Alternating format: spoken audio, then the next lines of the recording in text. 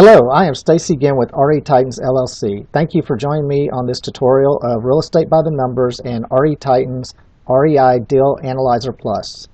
Today I'm going to demonstrate how you can quickly analyze a real estate deal you're evaluating, plus produce professional-looking documents to share with potential partners, lenders, or private investors. It will also help you as an investor make decisions about how you structure your deal to maximize your return.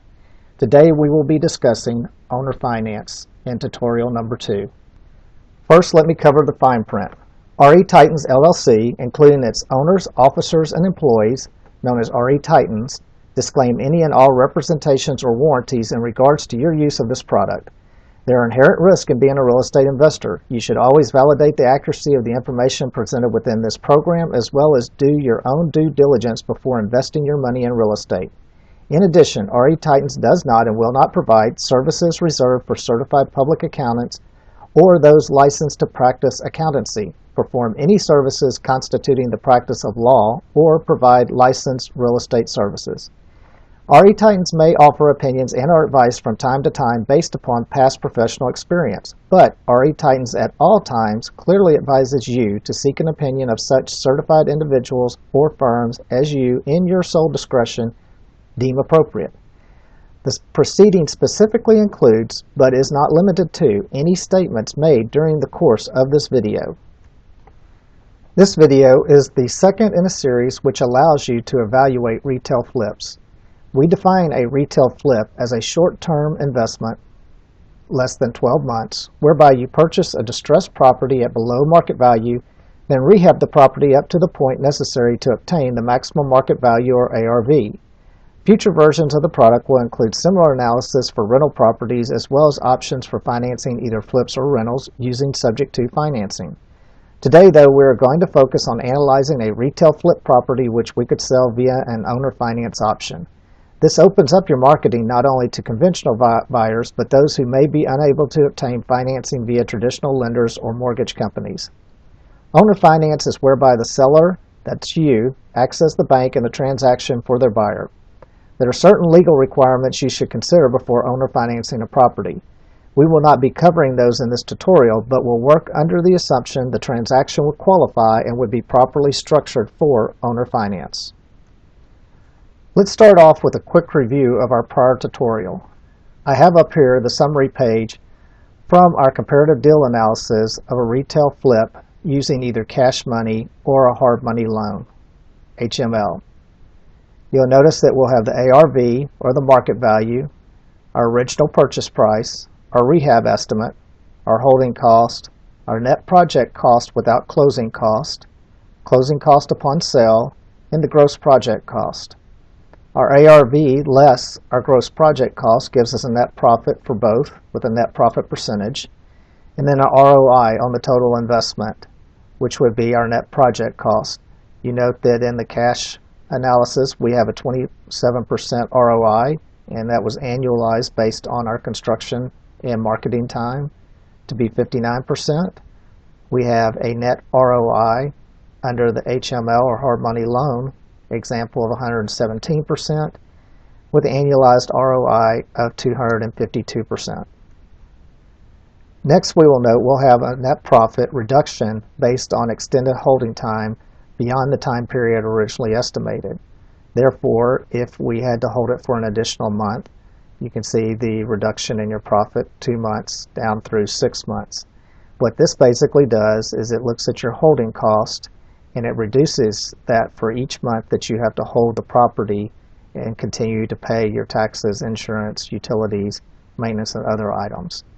Again, what this doesn't take into account is any kind of renewal fees you might come across when trying to sell the property and going beyond any loan terms, especially on a hard money loan, or any other cash type costs whereby if you were at the end of the year, beginning of the next year, where you would have to pay your taxes in full or anything of that nature, insurance renewals and the such. Our estimated holding cost are the monthly numbers based on the annualized amounts and are not necessarily cash numbers, but definitely have a direct impact on your net profit and your holding time. Scrolling further down, we have our cash requirements, our cash investment, and our breakdown by investor. Now in this example, we have taken out our additional investors where we were showing a breakdown between investors putting in different amounts of money and investors maybe getting unrelated but different amounts of return, and looked at this as if you were doing it 100% on your own. Therefore, these numbers and the numbers below are the same. But you get your gross cash requirement on closing, which in the case of your cash transaction is going to be 100% of your closing amount that you see at the top, $98,651. Now you note with the hard money loan or asset-based lending example, the purchase price was $104,111. But when you look at your cash requirements, the only amount that you are estimated to have to bring to the closing table is $9,296. And then in the same way, assuming that you were to sell the property within the time period allotted, your gross cash out of pocket is estimated at $143,534 if you were to do this project totally with cash, or $21,352. And you would need an estimated reserve, which is your cash out of pocket plus the money that you must hold in order to pay your bills until you get your draws from your lender, of $37,747. Obviously, there's no change here in our cash investment because it's all coming out of the investor's pocket. 100% of the profit is going back to the investor. And then our returns that we looked at above, 27% with a 59% annualized and 117% with a 252% annualized, is the same that we show on the project overall. Now to look at our owner finance option. We'll click down here to the tab to owner finance. You will note on there that we are looking at the retail rehab and not the rent rehab. The numbers, I'll go ahead and tell you now, would be pretty comparable in certain instances. The main difference is that if we go back to our data input tab, we were looking at a lower ARV based on a lower rehab estimate if we were to rehab this for a rental property versus rehabbing it for a retail sale, which we conclude the retail sale to be top of market or the best price that you can get. So the first thing that you'll note is that there's an owner finance premium. Going back to our data input tab, that is a number that we can put in right here with our owner finance. While we're at this tab, along those lines, we're also putting in our interest rate, which we'll talk about later, in our loan term of 30 years. But basically, what that does is that we're putting a premium on this property to sell it as an owner finance. The reason being is that an owner finance buyer is typically willing to pay on average 5% above market value as a premium for you, providing this option that would not be available to them normally in the market. Next, we have our purchase price, we have our rehab, we have our holding cost, and we have our closing cost on sale.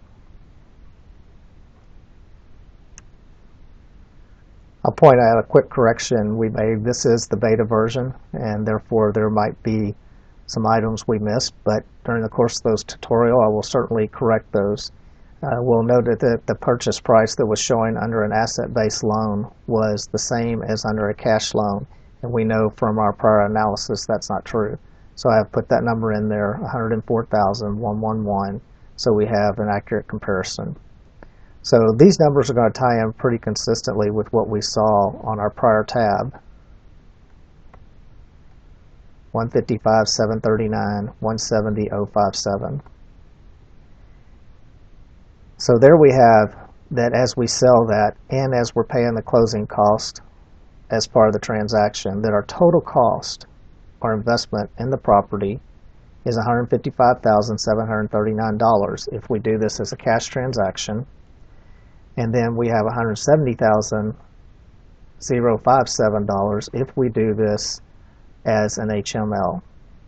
Now you'll note here, and we'll get into the details, that we have noted up here a permanent loan. We're assuming that you would convert your asset-based loan into a permanent mortgage in order to finance this transaction and keep from having to come with cash out of pocket. Otherwise, you would have to come out with this cash out of pocket right here in order to take it out of your current loan, release that lien, and then owner finance that. But that's not what we want to do, because this is our leverage transaction. We want to look at what is the impact of leveraging versus using total cash out of pocket. Now, before we get into the rest of the details here of what our net cash out of closing is, let's look at what type of loan that we're going to give the purchaser. You notice over here we have some terms. We have 15%, which is what we're going to require the purchaser to put down as their down payment. Typically in the market you will see down payments of 10 to 20%. Most experts will recommend that you don't take less than 12%. In our example, we're going to assume that we're going to require 15% down. This 15% down has been entered into a Microsoft Excel mortgage loan template. And you note down here we have OF for owner finance loan retail. Our loan term is 30 years, and that's been put in there as well. And then we'll have our 9.99% amount that we are going to charge, which is the maximum rate allowed without getting into predatory lending practices. So if we come over to this tab, we've gone in and we've taken 15% of the loan, of the sales price, and entered that as our loan amount. We've gathered from our data input the 9.99%. We have our loan term of 30 years, 12 payments per year. And in order to put some history out there, we said our payments were started on 12/1/2020. This doesn't affect anything as long as it's in the future, and the spreadsheet won't get confused by that. You'll note over here it shows what our principal and interest payments are. You've got $1,526.02. You show 360 payments, which is 30 years times 12, and then the total interest that will be paid over the course of the loan of $375,000. That is, if you were to hold the loan for the total of the 30 years under this scenario. Going back to our owner finance page, you'll note in there that there's a down payment that's going to reduce your cash. So if you're the bank, the down payment will be coming to you as the seller and the bank, and that will reduce your cash out of pocket. So let's look at the cash example first. You start out with your total cost is $155,000 when you go to closing. You're going to receive a cash down payment from your seller of $30,713. That will leave you a net cash after closing of $125,026. If we move over here to the permanent loan, first we're going to grab our gross cash out that we had from our original hard money loan, which is $21,352.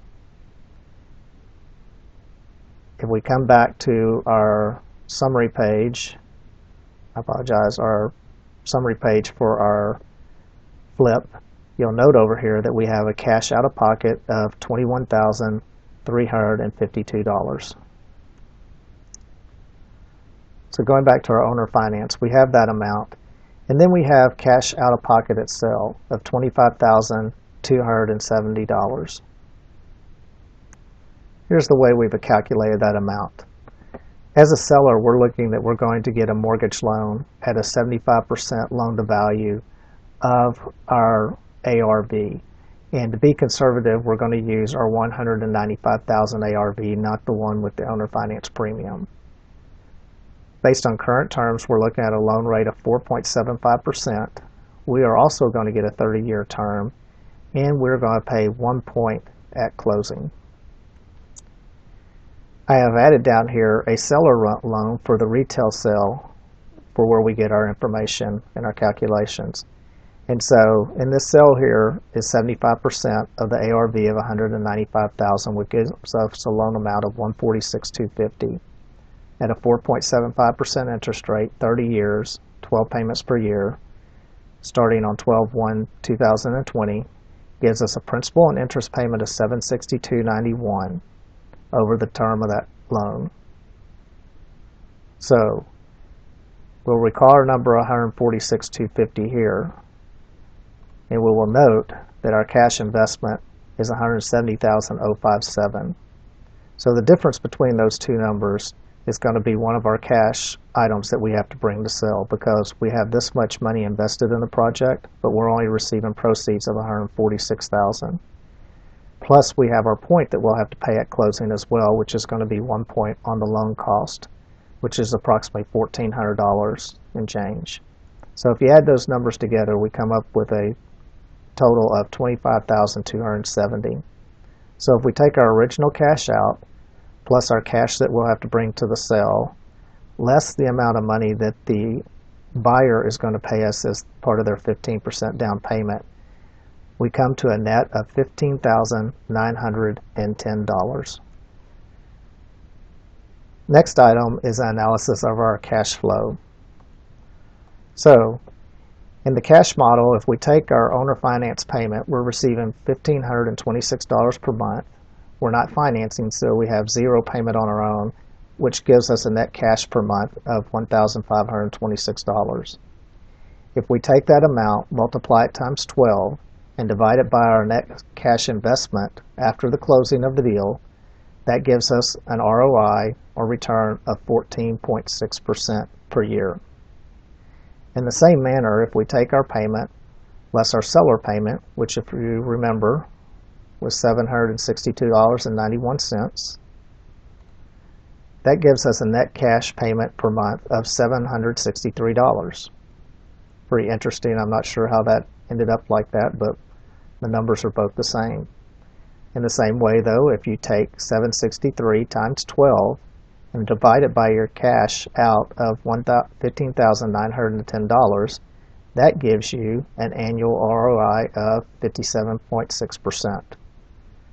Again, one of the things that we really want to point out in your real estate investing is that unless you're talking about substantial sums of money, you can do more deals and get an extremely higher rate of return if you leverage that money using the various types of financing out there versus doing it all cash.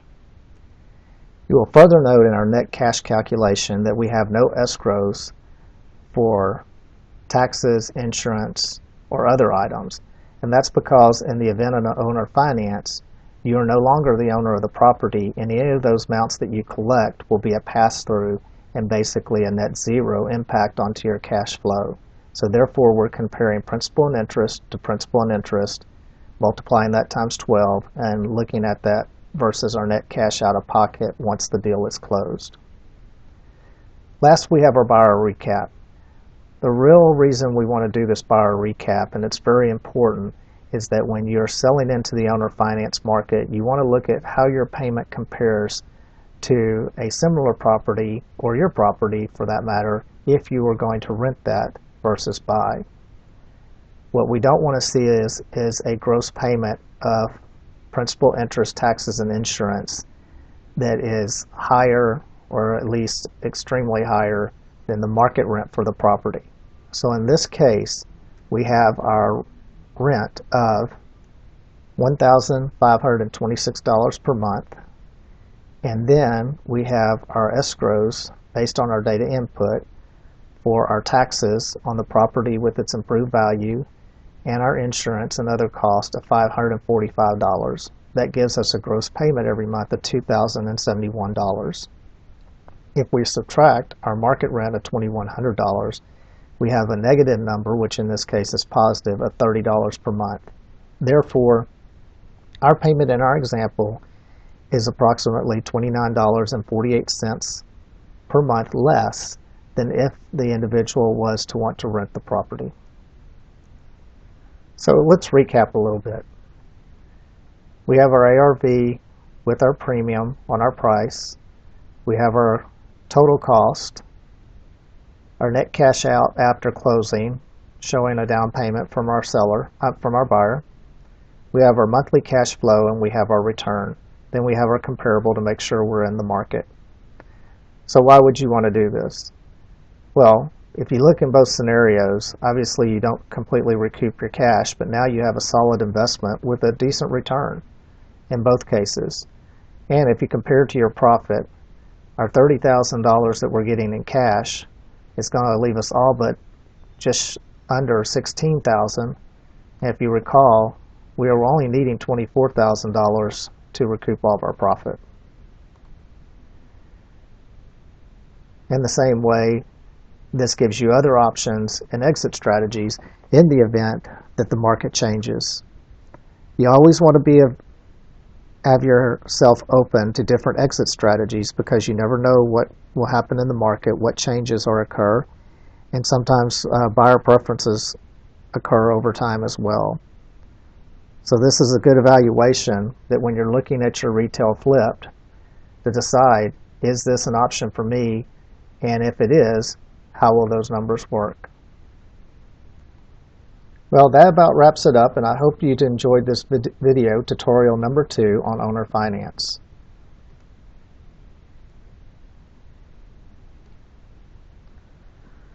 You can find out more about us by visiting our website at www.re-titans.com, or more information specifically on the analyzer that we're using for this tutorial is at analyzer@re-titans.com, or you may contact us by calling 281-655-7000.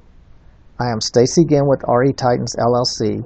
Thank you for your time and best of luck in your real estate investing.